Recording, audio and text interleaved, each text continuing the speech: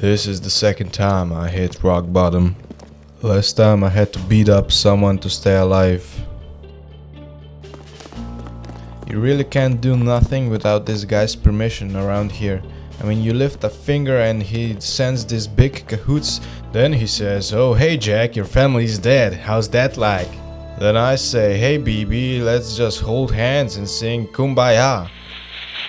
I wonder what he does all day. I mean, he just sits here and says, you do that, and shoots somebody and then shoots somebody. Oh yeah, the big shot cranberry just holding a cigar and two lovely girls around him. Oh wait, he's doing something.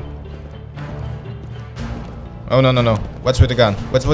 Oh no.